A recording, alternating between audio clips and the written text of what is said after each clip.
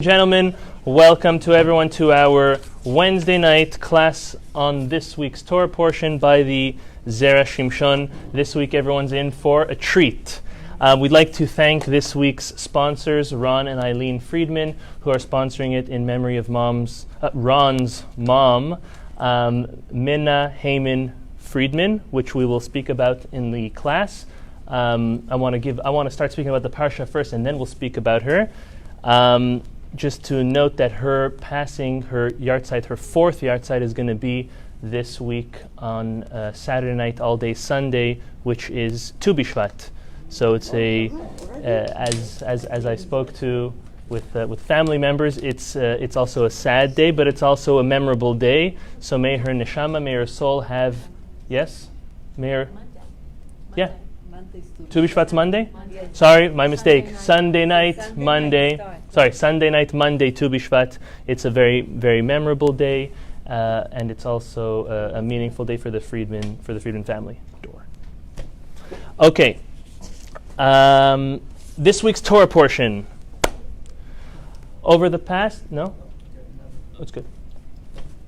I thought someone was there. That's why. Okay.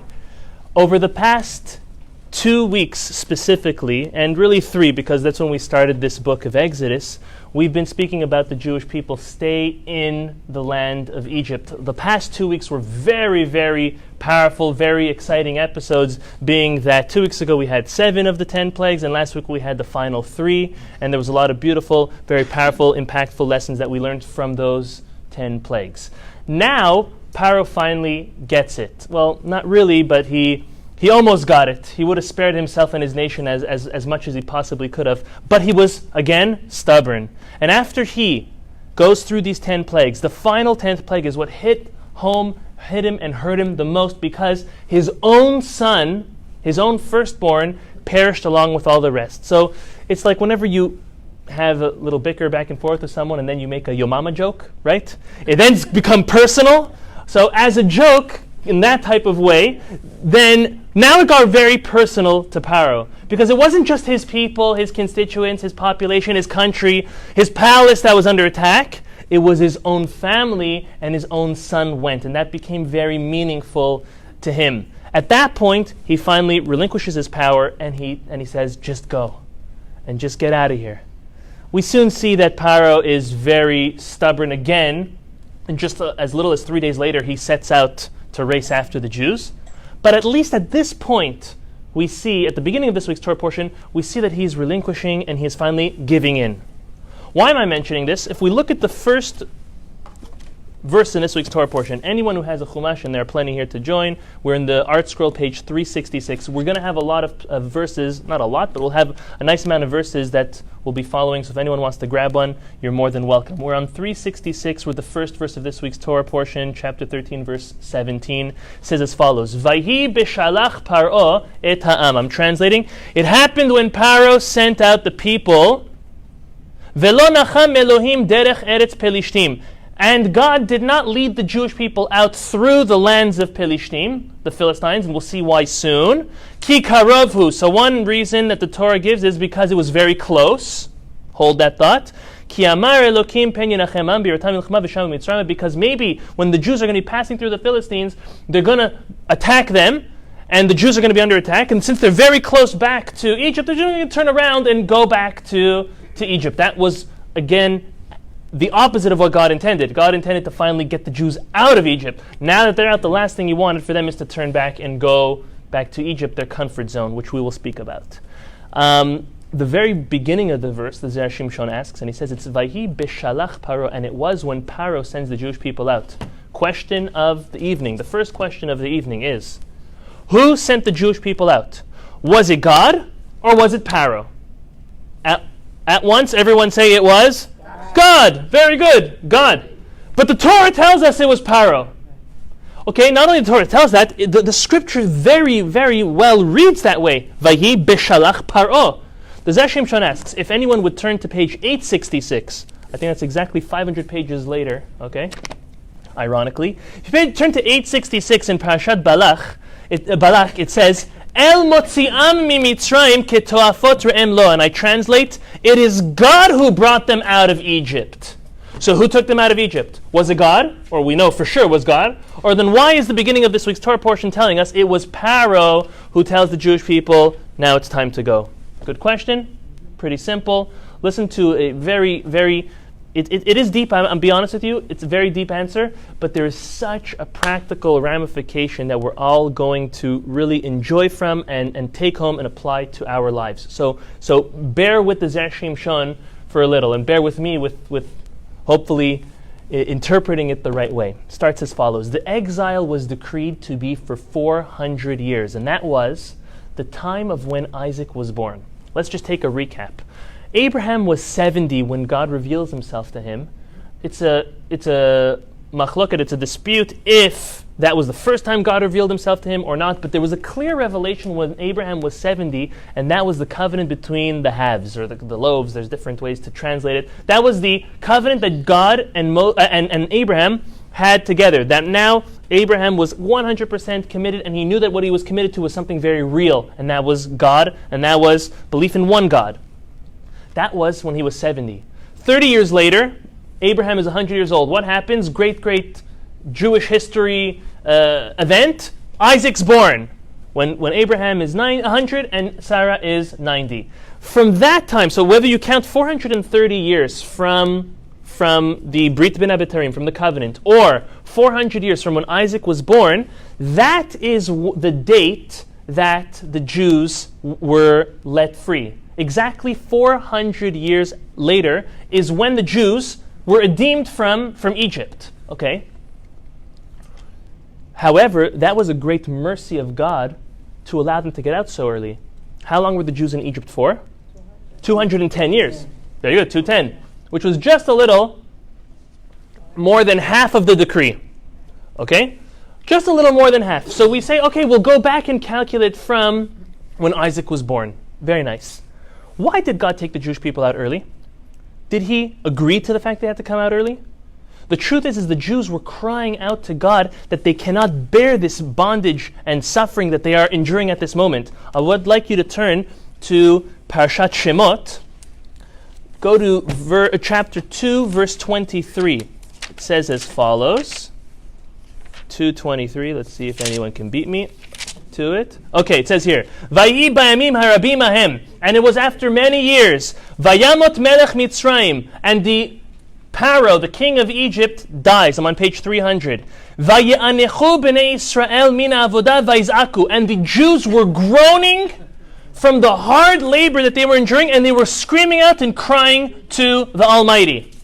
Okay? It was clear that God, page 300, it was clear that God heard the voices and the crying and the groaning and the suffering of the Jewish people, and he brought the time earlier of when they had to leave. However, the Zera Shimshon explains it as follows. If the time would have come that they really had to leave, or if God would have agreed that the suffering is really too much for the Jews to bear, then God himself would have sent the Jews out. However, the time did not come up because it's only 210 years. And secondly, yeah, it was very, very hard for the Jews what they were enduring in their slavery. However, God did not really agree that they had to be taken out. Really, they should have stayed there for the remaining 190 years. For that reason, the Zera Shimshon explains that it wasn't God who initiated them to leave. Of course, everything God controls, but it was really Pharaoh that they needed permission from to leave. Was I clear with that? Okay? Either if it would have been the time for them to go, or if God would agree that their suffering has got to wit's end, then they should have left by rule of God. However, God did not agree with that, whether it's the time or the amount of suffering, and therefore it was now Pharaoh who had to relinquish the Jewish people and send them off. Okay? This is the first part that Zera Shimshon says. Now he says, when Bnei Israel knew that it was Pharaoh that was the one that was freeing them, they didn't want to leave. Why? Because if the Pharaoh is the one sending them out, that means God doesn't agree that they should leave. And what does that mean? That means that now there's going to be a makeup in exile that the Jews owe back to God. Right? If there's 400 years that they're supposed to be in exile, and 210 have been fulfilled, it wasn't God that told the Jews to leave. It was Beshalach Par'o. It was Pharaoh that sent them out.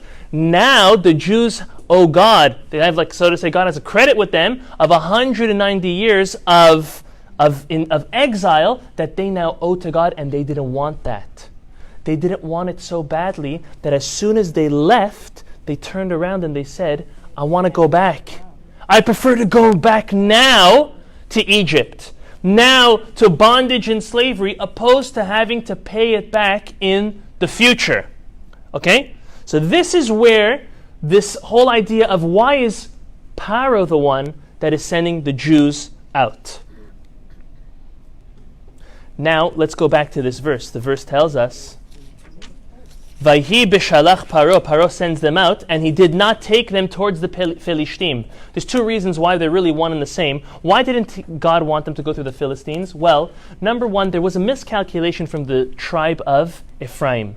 They miscalculated when they should have left, and they left really 30 years prior. I guess it's pretty easy to know why they made that miscalculation, because they knew that it was supposed to be 400 years. From when? Well, that's the discrepancy. Was it from when the covenant was?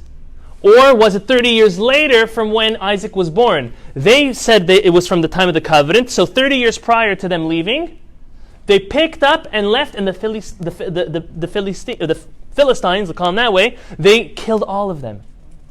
So God did not want the Jewish people to pass through there and to see this horrible calamity, whether it's their bones or their graves or whatever it is, that's the remnants of them. Furthermore, if the Jews would have passed that way, the Philistines would have waged war against them also. God didn't want to put them in that predicament. He made them go around a long way, the roundabout way. Okay? This is what it means, ki karovhu. The Philistines, that place, is too close and too easy for the Jews to turn back and go back. Why do they want to go back? Because they don't want to have to make up extra years of exile. Okay? The Zera Shimshon explains a little different. He says, Ki karovhu, the reason why God did not want them to pass and stay so close in the vicinity of Egypt is because God, karov means close in Hebrew. God closened the time of their exodus by 190 years. And for that reason, they wanted to go back to Egypt, as Shimshon explains.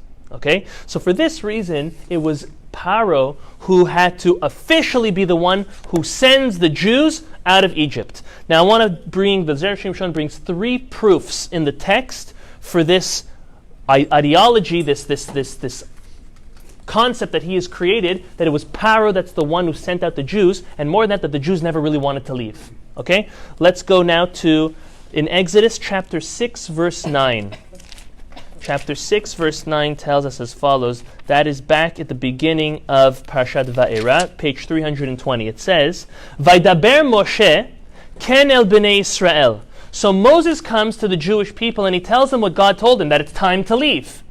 Right? God came to me in the burning bush. He told me, you now have merited to leave. Let's go. You know what the Jews say? Velo shameu el Moshe. And the Jews did not listen to Moses. Mikotze ruach umeavodah kasha. Because they had a short breath and they were overworked.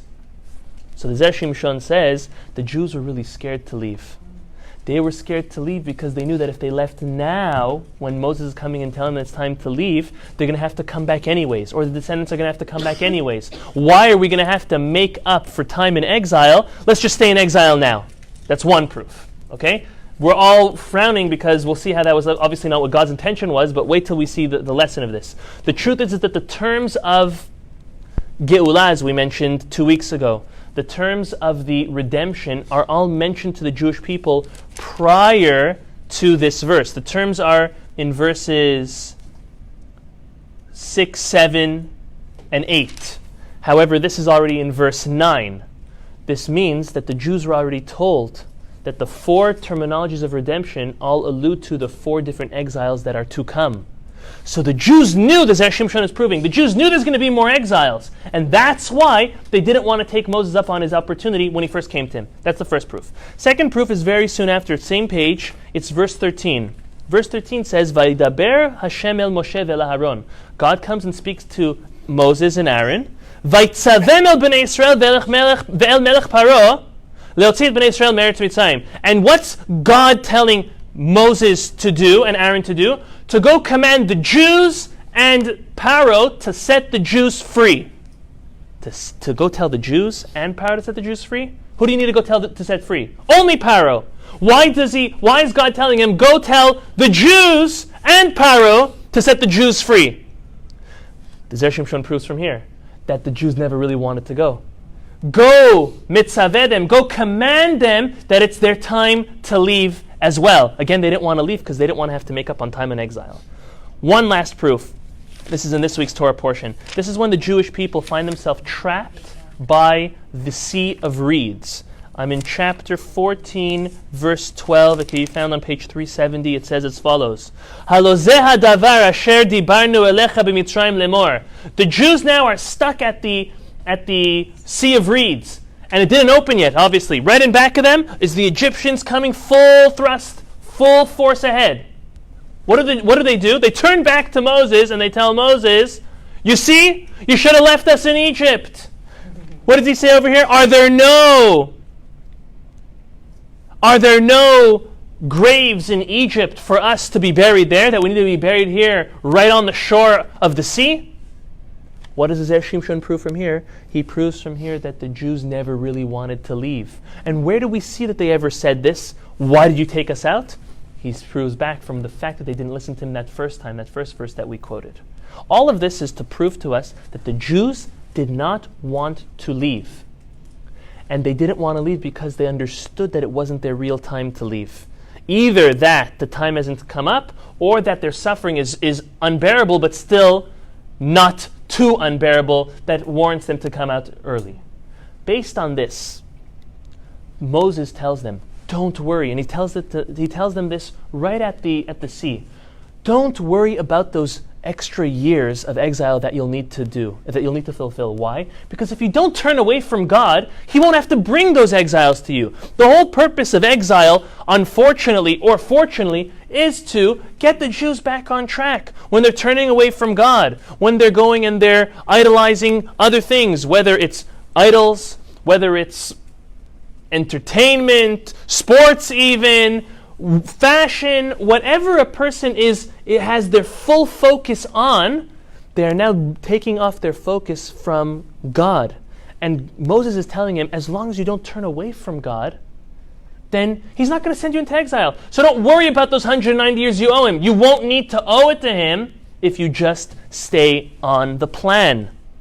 Just learn the Torah and follow it. The Jews weren't happy with that answer. And unfortunately, they did fall. They did sin. They were exiled again. But they weren't listening to Moses. So that's up till now is what the Zera Shimshon says. This is the observation I want to make. What's the disagreement between God and Moses versus the Jewish people? Okay? I want to sum it up as follows. That to God and Moses, they are teaching the Jewish people then, and they're teaching us now as well, that when you have an opportunity, when you have an offer, you take it. Whatever it is, you take it because you don't know what's going to be later. You don't know what tomorrow brings. You don't know if that same opportunity is going to be there again tomorrow. Now, this is very true when it comes to negotiations. This comes true to decision making. This comes true to buying items, selling items, a house, all of the above. Of course, anything, getting a job, finding a job, hiring somebody, getting hired, whenever there is an opportunity, as long as it's not ridiculous, right? Whenever there's an opportunity, whenever there is an offer, to take it, because we don't know where it will lead, because we don't even know what the opportunity or the offer is going to be tomorrow. Now look at the following. This goes further than just transactions. This has to do with spending quality time with family members. Oh, next week I'll call my parents. Next week I'll go visit my grandparents. Next week I'll go spend that Sunday or that Shabbat with my grandchildren. Those are all lost opportunities. And who says that everyone's going to be at least available? Or God forbid, a tragedy that next time around. We can never just keep on postponing and delaying because we don't even know if that opportunity is going to be there anymore. The same is with going to visit someone in the hospital. There's been times in my life where I've had to go visit someone literally dying in the hospital, and most of the time I want to say that I was able to get there, visit them at least a day or more before they pass, and sometimes I was just procrastinating and I just didn't see them that last time before they passed. And you really feel bad. It really hurts because that's an opportunity, that's an offer that you have that is no longer there. I want to share a true story that just happened this week. It is a tragedy. It is a very, very hard tragedy that took place between the Miami and New York community this week. This week on Sunday, the reason why this story hits home so much to me is because it's a story about my neighbor. He literally lives 2 doors down from me. My neighbor's father lived between here and New York, back and forth. North Miami Beach, and I believe it was Flatbush. On Sunday, their son dropped them off at the airport, his mother and his father. Very soon after, his father had a heart attack at the airport. 58 years old. Wow. And he didn't pass right away. He got to the hospital, and he passed in the hospital. Unfortunately, very, very, very tragic. And they had a hesped, a levaya, a eulogy ceremony here in North Miami Beach at like 9:30 at night, Sunday night I believe it was. And the next day they flew to Flatbush to bury his father. His name was Rabbi Shlomi Ritterman.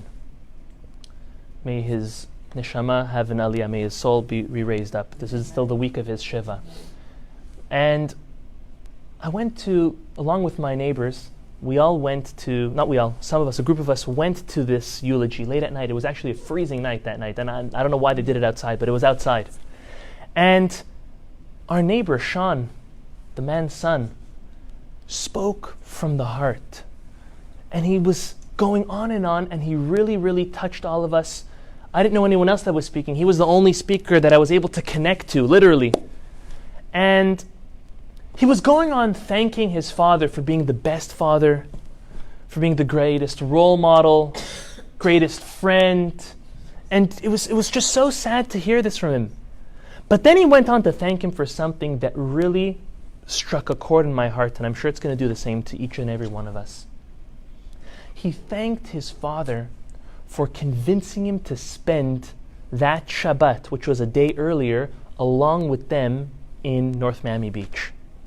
He said, imagine if I wouldn't have had the opportunity to spend your last Shabbat here on earth along with you. You see, ladies and gentlemen, that is an opportunity. That was an offer that Sean had.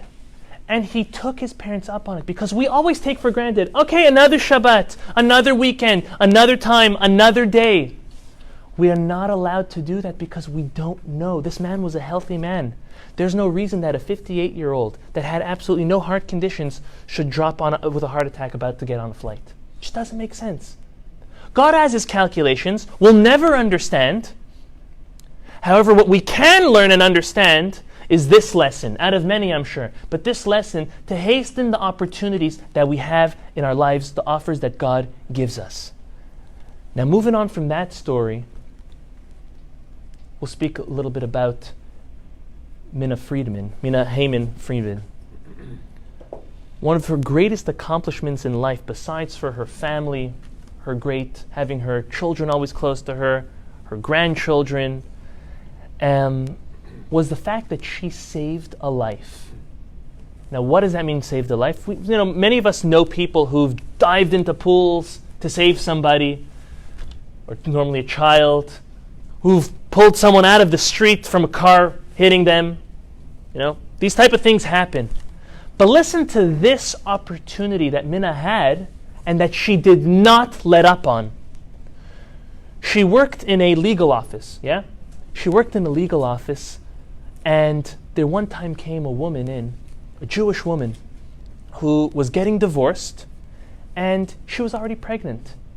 And she was conversing with with Mina that she's going to get divorced and she's going to abort the baby. And Mina said, absolutely not. This is life. This is a gift from God. Do you know how many people can't have children, can't have healthy children, and you're just going to throw this away? So she convinced the woman to please give birth, and if at the time of birth you do not want the baby, it will be my full responsibility. And she took that upon herself. And she had a younger brother, Rabbi Leib Haman, who was the head rabbi of the Gra synagogue in Beit Vagan. If anyone's ever been to Beit Vagan in Jerusalem, it's one of the cornerstones, the centerpieces of synagogues. I remember when I was in yeshiva in Beit Vagan, I used to pray. You could catch a minyan there any time of the day or night. Shachrit, Mincha, Arvit, 24/7, 7 days a week. It was absolutely amazing. This rabbi and his wife, unfortunately, again, was Mina's younger brother, weren't able to have children. So Mina had them adopt the baby. And the baby lived and is still alive today. She's 59 or 60 years old. She lives in Jerusalem. She has 8 children and 13 grandchildren and counting. All from one very special woman looking at her and saying, that's life. That's precious. That's something that you cannot give up. And that mother, we can never judge her for what she wanted to do. But at least she made that right decision. And she at least made a mature decision that maybe she didn't want to raise that child. Good for her and good for that child. Because now that child was given an opportunity and a very special life. And all of that came from that offer that Mina saw that was brought to her. We see this by the Jews. This is how I want to say is the disagreement between God and Moses versus the Jews. You see, today God is offering the Jews freedom. They're going to say, no, I don't want your freedom today. I'll take it in 190 years. Who says it's going to be around then? Who says as a population, as a nation, you're going to still survive then? We know. We say this all the time. We have multiple sources that says the Jews were at the bottom level of impurity. They couldn't even wait one more second to stay there. But you know what they were saying? They were saying, the opportunity that offers now, but it's not the right time. It doesn't fit my schedule. It doesn't fit the schedule with this exile calculation that I'm making. God and Moses are saying, don't make that calculation. When you have an offer, when you have an opportunity, take it. You don't know what tomorrow will do, what it will bring. As long as you stay on track with the Torah, you're not going to have to make up for those 190 years of exile. And this is, in my opinion, what that machloket, that dispute between Moses and God was against the Jews. Now just quickly on this idea of God taking the Jews as a roundabout, opposed to taking them straight to Egypt, straight from Egypt to Israel. So imagine there's 2 ways to get somewhere. You can either go straight down there, or you make a whole detour that's going to take you a year, or in this case, 40 years more, right?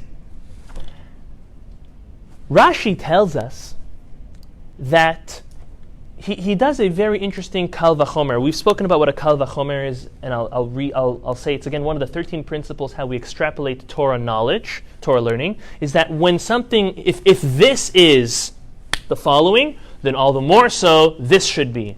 Meaning, if I can lift this table, well then I can obviously lift a phone. Again, that's a very elementary type of kal, which means light, and chomer, which means more stringent and heavy. But that's the idea. If I could lift if I could lift 100 pounds, I could definitely lift 1 pound. Fair? So listen to the following kal vachomer, this obvious light and heavy learning that Rashi says about the fact that the Jews were taken in a roundabout way. See, Rashi tells us that if God would have taken the Jews in a roundabout, that God took the Jews in a roundabout way and they were complaining and wanted to go back to Egypt, if God would have taken them straight to Israel, they would have, all the more so, they would have complained.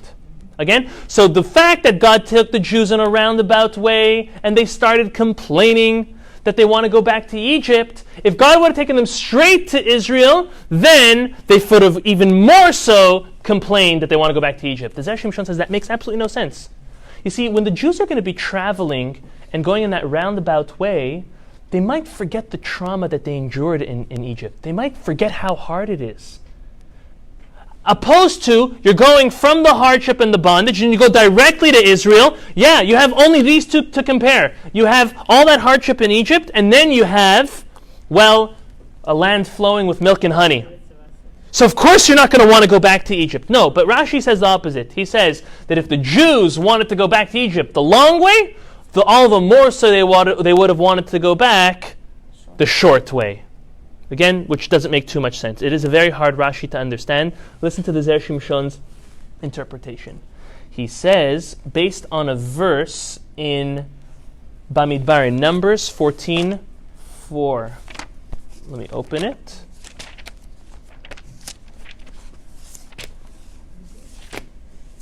Says as follows. This is in Parashat Beshalach, dealing with the Miraglim, dealing with the spies. I'm on page 802. And the Zera Shimshon says, look what the Jews have done just 1 year after they left Egypt. They already are saying, Vayomeru ish el achiv. And the Jews are saying to one another, Nitena rosh v'nashuva mitzrayma. Let's appoint for ourselves a leader and go back to Egypt. This was less than 12 months, this was just a little more than 12 months after they stood at the foot of Mount Sinai. They send in the spies come back 40 days later on Tisha B'Av, and they cried. And they said, let's appoint ourselves a new leader and let's go back to Egypt. Zera Shimshon says, we see clearly how they were going back because of this long route. If they would have went straight, they would have been much quicker. They would have never had that opportunity. Second of all, he says, what do the Jews need to appoint a new leader to go back to Egypt? If you're going back to Egypt, what are you going back as? With your heads down as a slave. What are you going to appoint a leader for to bring you back to be a slave to Pharaoh? We all know that Pharaoh survived. He was the only one, this week's Torah portion, the only one who came out to war and survived, and God did it on purpose, because God taught him a lesson. You messed with the wrong God, okay? You messed with the wrong person, and he wanted to teach him a lesson. It's too easy to wipe someone out. So what he did was he took all of his wealth, he took all of his horses, all of his troops, his army, his country was completely destroyed. He comes back to Egypt, he's coming back to an empty Egypt. Going from the powerhouse, the strongest, most powerful country in the world at that time, and for a long time preceding that, to an absolute nothingness. Very, very, very horrible for Pharaoh, but he deserved it. Having said that, why would the Jews need a new leader? So listen to something that the Megaleh Mukot, it's one of the Kabbalistic authors, tells us, and we've heard this concept time and time again, that if Moses would have been the one who brought the Jews into Israel, what would have happened? The Jews would have never been sent out in exile. And if Moses would have been the one to build the temple would have never been destroyed. Again, because that was his goal. When God found Moses at the burning bush, he told him, I need you to do this mission. Take the Jews out from here and bring them to here. Out of Egypt, bring them to Israel. On the way, we're giving you the Torah. That's it. That's simple. It should not take too long. What happens with Jews? We know how to make a week journey turn into 40 years. Okay? Literally the whole story, there's a debate amongst our sages how long this all should have taken. Should have taken a week, maybe a couple weeks at most, which turned into 40 years. Okay? When Moses would have been the one to bring the Jewish people into Israel, and Moses would have been the one to build the temple, it could have never been destroyed. What do we know would have happened? If the Jews would have turned away from God, they would have no chance to go out into exile and God to destroy the temple. Rather, God would have to destroy the Jews themselves. Again, there's two options. It's either destroying the physical building of God's home or the Jewish people. If Moses would have brought the Jews into Israel and built the temple, that first option of destroying the temple would not be an option. So only the destruction of the Jews would be. So what does that mean? That means, the Zera Shimshon says, that the Jews didn't want Moses to bring them into Israel. Because they knew, look how hard that is, right? They knew that if he would be the one to bring them in, they would never have the luxury of exile. Luxury of survival as a nation through the exile. It would have been the destruction of the temple. It would have not been the destruction of the temple, and it would have been their destruction, unless Moses is not the one to bring them into Israel. That's very heavy. That's very sad. The Zera Shimshon says that we have to read this verse in Parashat Beshalach as different. He says, when you read, Vayomeru shalachiv, when the Jews say to one another, Nitena rosh v'nashuv mitzrayim, let us put ourselves ahead and bring us, or a leader and bring us to Egypt, they were saying, let's appoint a new or a different leader to take us back to Egypt. So now we fulfill our exile that we want to do now, and that Moses will not be the one to take us into Israel, so that we will not have the unfortunate loss of chance to ever go into exile if we make a mistake. Now, having said that, the Zera Shimshon now goes on to explain that whole back and forth between that whole thing of going the roundabout way or going the short way. You see, if the Jews would have went the short way, then it would have been a proof that God agreed to Moses that Moses was going to be the one to bring the Jews into Israel. Why? Because if they would have went the short way, that would be a proof that the Philistines cannot attack them, because now they're invincible, because God agreed to Moses, the Jews are not having any more exile. However, if Moses goes the roundabout way, the Zera Shimshon says, it looks like he is avoiding that confrontation because now he's not invincible, and now Moses is kind of proving he's not bringing the Jews into Israel.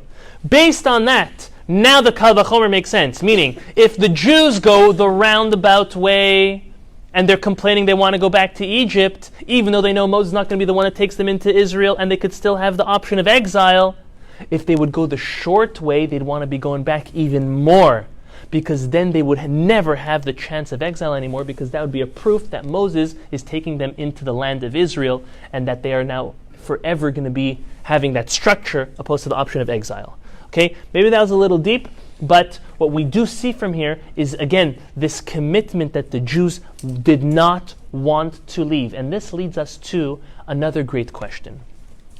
How many Jews were there in Egypt prior to the Exodus? Well, I don't want you to just throw out a number. Let's make an educated guess. How many Jews stood at the foot of Mount Sinai? This everyone knows. Somebody? 600. Very good. 600,000, which is the correct answer to a similar question. Because I asked, how many people stood at Mount Sinai? So the Torah tells us it was 600,000 men between ages 20 and 60. Okay? So if you have 600,000 men between ages 20 and 60, so let's say there is a similar number to that from 0 to 20, and a similar number to that from 60 and up. For argument's sake, we have 1.5 million men. Let's double that for the women. There were 3 million, approximate. Let's keep it as a round number. 3 million Jews who stood at the foot of Mount Sinai. This week, the Torah tells us something interesting. And Rashi tells us two interpretations on it. And I would like to explain. I'm getting to my point now of why I'm telling you this. Okay? The Torah says, "V'chamushim mibnei Yisrael yatzu mimitzrayim." Chamushim is a very weird word. You know what Rashi does whenever there's a weird word? He goes and interprets it. He gives two interpretations to what chamushim means. Chamushim, he proves, means is that they were armed, they were ready for war just in case something would come up. It's fair. But chamushim also comes from the word chomesh. Chomesh means a fifth. From here, our sages learn that only 1/5 of the Jews left Egypt. That means if there were 3 million Jews that were standing at Mount Sinai, there were 15 million Jews total in the land of Egypt prior to the Exodus. And how many of them either perished during the plague of darkness, as we know, the 9th plague, or stayed. They didn't want to leave. 12 million Jews. Some of them passed because they were complete non-believers, and some of them stayed because they were comfortable. Can you imagine? You've been a slave for 210 years. You have such a slave mentality that you prefer staying in your slavery rather than being freed. After all 10 of the plagues witnessing. If you take ratio, that's an overwhelming majority of the Jews did not leave Egypt. Why? Because they didn't want to leave. They didn't want to leave. We just said it 2 times over. They wanted to have all their exile now. What happened to all the Jews who stayed in Egypt? They completely assimilated. Part of them died. Part of them completely became Egyptians. No more. All of that. So we see that the Jews, unfortunately, now what this means is that the best of the batch were the ones that left. And look how much trouble they still gave Moses. Just as a remark, okay? The best of the batch, the 20 percentile of the class, they were giving this much trouble. Can you imagine how nice God was to Moses to not have him take 5 times the amount, an extra 12 million Jews, and the ones which weren't as great as the rest. Okay? Now we're going to fast forward to right after the splitting of the sea. After the splitting of the sea, the Jews come out, and Moses starts singing and dancing with the men, and Miriam is singing and dancing with the women. Beautiful celebration. We actually sing this song and dance every day in our Az Yashir Moshe. Every day this is in the morning prayers, before the Shema, before the Amidah. And this was a prophetic song that each and every one sang along. There were no papers and hands out that each person got to follow along. This is where we go up, this is where we go down. These are the words. No. Everyone all at once had it downloaded into their minds, and they all sang it in a beautiful, harmonious, unified way, which was a great testimony to their faith in God. After they leave, they don't want to leave too quick, actually. Moses goes and tells them, guys, we got to move. Again, the point's not to stay here. Now let me ask you, why would the Jews want to stay there? I make this joke quite often. What does every Jew like? Almost. What do Jews like more than food? Money! Very good. Because with money you can do whatever you want. You can buy food or not buy food, okay? The Jews were there by the splitting of the sea. The sea closed on all the Egyptians, and it spit up all of the Egyptians' bodies on the shore in order that the Jews don't think, just as we miraculously were saved, maybe the Egyptians were miraculously saved on another side, elsewhere on the shore. By the way, quick misconception, the Jews did not cross over from point A to point B during the splitting of the sea. Rather, it was like a U-turn. They went into the ocean and they came right back. Same place? Okay? Let me repeat that. It wasn't that they crossed over from one place to another. Rather, they went into the sea. They either went north or south. I'm not sure which way. Probably north. Either way, whichever way. They made a U-turn, and then the sea closed behind the Egyptians and left them in there. So elsewhere on the shore, that's why I didn't say the other side of the shore. Okay? Elsewhere on the shore, they might have thought that the Egyptians may also be miraculously saved. God spit up all of their dead bodies, drowned bodies, up on the shore. What did every single soldier carry with them, as was customary till as recent as a couple hundred years ago, if not even more recent, is that when people would go to war, they'd bring their fortune with them. It was a custom. The custom was to go out with your fortune, to go out with your gold, to go out with your jewels. And if you defeated the opponent, well, now you added to your collection. And if you passed, well, you died with honor with your wealth. That was the concept. So the Egyptians went out with all of their wealth. And that was also spit up.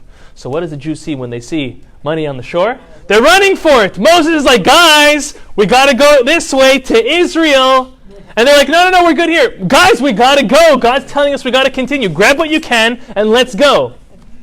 And unfortunately, we'll speak about this coming up in a couple weeks. All of that gold is what led to the unfortunate golden calf. okay, which was one of Moses' claims to God. You set them up for failure. You gave them too much gold. We just had that in Daf Yomi a couple of days ago, okay? But we'll get to that in a couple of weeks when we speak about the golden calf. We'll speak plenty about the golden calf. The Zera Shimshon literally goes to town with the golden calf. He's got every interpretation in the book on it. But going back to this, the Jews are forced by Moses to continue on their way. And what does every good Jew do? Even if they have all the money in the world, they complain. Yes. Jews complain. Or as you say in Yiddish, they kvetch. Thank you for all at once. Okay? This is what Jews do. And guess when it started? Right then. The Jews are like, Moses, we have no water. No water. It's like the plumbing's not working, the electricity's not working, the AC is not working. They have no water. So what does Moses do? He prays to God. God tells him that, don't worry, take this piece of wood and throw it in the pond, because they came to a pond, but the pond was salty and they couldn't drink that. Take this piece of wood, throw it in the pond, and the pond became sweet, and they were able to drink. Okay? I'm going to quote to you the verse. The verse is in chapter 15, verse 25. And the reason why I'm quoting you this verse is for the following verse, the Zera Shimshon gives us a fascinating interpretation on. So the verse says as follows: Vayitzak el Hashem, Moses cries out to God and prays, Vayoreu Adonai etz, and God shows Moses a piece of wood, Vayashlech el hamayim, and he throws it to the water, Vayimteku hamayim, and the water becomes sweet. Sham sam lo chok u'mishpat v'sham nisau. Over there, God made a covenant, another covenant with them, and that was one of the tests that unfortunately the Jews failed by complaining for water. Now comes this verse. Then God tells Moses, tell over the following to the Jewish people, convince them to heed to my words. Stop with the complaining, just go along with the program, which was impossible for them to do, but at least try. Says as follows: Vayomer Im shamoa tishma lekol Adonai Elohecha. If you, the Jewish people, follow the voice, the Torah, the rules of God, your master, v'hayashar be'enav ta'aseh, and that which is straight and just in your eyes you shall do, v'ha'azanta lemitzotav, and you will listen to his mitzvot, basically doing everything God wants, v'shamartat kol chukav, and guard all of his laws, all of the calamities, all of the plagues, all the afflictions that were put to the Egyptian people, lo asim alecha, will not be placed upon you, ki ani Hashem rofecha, because God says, I am your healer. Okay? So they leave this place, they leave the splitting of the sea, they get to bitter water, the water's made sweet, and God tells Moses to tell the Jewish people, get on the plan, stop complaining, continue going, just do what God says, and you will have absolutely no issues, no afflictions, no suffering, because God is your healer. The Zera Shimshon makes a very interesting remark. He says that if God is telling you he's not going to bring upon you any afflictions he brought to Egypt, then why do I need him to heal me? Right? If I'm going to be safe from any hardship or illness or affliction, what do I need to know that God is my healer? Okay? He gives two different answers. Each of them have their own specific lesson, and I'll save the second one that he brings for second, because I think that's an even greater lesson, very, very practical lesson. His first answer is that he bases it on a law that is in the realm of damage law. See, in our Torah and our Talmud, it doesn't only speak about service towards God and how to deal with one another, but there's also business law and there's damage law as well. There's a halacha that the Shulchan Aruch brings that the damager cannot become the doctor. What does that mean? That means if I, even though I am a doctor, unfortunately run into you and break your leg, or by mistake or on purpose even, I can't come and tell you, let me fix it for you. Okay? The reason, again, let me just reiterate. If someone damages someone else, now he has an obligation to pay for his healing, opposed to, on top of other things, the loss of property, loss of work, embarrassment. One of the 5 different realms which qualify for repayment during damage or injury is to heal the person, the costs of healing, whether it's medication or crutches, whatever the case is, going to see the doctor. If the person who damaged that other individual is a doctor themselves, they cannot claim and say, okay, I want to save myself $1,000 because I'm a doctor myself and I can fix it for the person. No, they can't do that. The rule is the damager cannot become the doctor or cannot be hired pro bono as the doctor. It just doesn't work that way. Who knows if that individual has the right intentions or not? Okay? You don't know. You can't know. Based on this, the Shimshon says, who is our doctor? God is our doctor. Now, if God wants to stay our doctor, he could never cause affliction to us. Because we just said, the damager cannot be the doctor. Right? So the Zera Shimshon says, how can God claim to be our healer, to be our doctor, is only if he never brings any hardship, calamity, suffering on us. Pause. Why are some of you shaking your head? Yes. How many Jews do you know that suffer? Every Jew suffers. Every human being suffers. It's not possible. It sounds good. God's my healer. He doesn't allow me to suffer. He's not going to bring affliction to me. Everyone has their issues. Health issues, family issues, emotional issues. So many different issues, hardships, afflictions. So how do we understand this? So listen to the way the Zera Shimshon says. The Zera Shimshon says, he quotes a midrash. The midrash says that the way God operates with the Jewish people is he first creates the remedy before the ailment. He brings the remedy into the world, into power, into existence, before the affliction comes. One example coming up very soon is the story of Purim. Okay. The story of Purim. What does he do? Hashem plants, against all odds, plants the remedy Esther in the palace before Haman loses his marbles, to say it in a nice way. Okay? What does God do? He plants Moses, baby Moses, in Pharaoh's palace, right under his nose. The remedy's right there. This is the way God operates specifically with the Jews, the Jewish population, the Jewish nation. He always creates the remedy before the affliction, the suffering, the hardship, in order that he can always be considered our healer. The Zera Shimshon explains, once the remedy is already in creation, in the world, and available, it will just happen autopilot, automatically. So God will be the one, because everything comes from Hashem, God will be the one who will administer or allow some punishment, some hardship, some suffering, but he will still be considered our healer, because he brought the remedy, he brought that healing agent into the world even before that hardship came. So as a lesson for this is we see the tremendous amount of mercy and compassion God has towards us, his chosen nation, that he still wants to be considered our healer, even though it doesn't really make sense. We have to use some type of a Jewish loophole to make it work, right? He has to bring the remedy first, and then he can give us the whack and still be considered our doctor. Okay? That is one, again, for us to feel proud and reassured that God believes in us so much that he will bring the remedy even before he has to whack us. By the way, that means that we may not even deserve that whack anymore, because he delays it by allowing the remedy to come, gives us a moment to do tshuva, to repent, and maybe come back. Now listen to the second answer. This answer, as fascinating as that answer is, I think this one's even more fascinating. Listen to the following.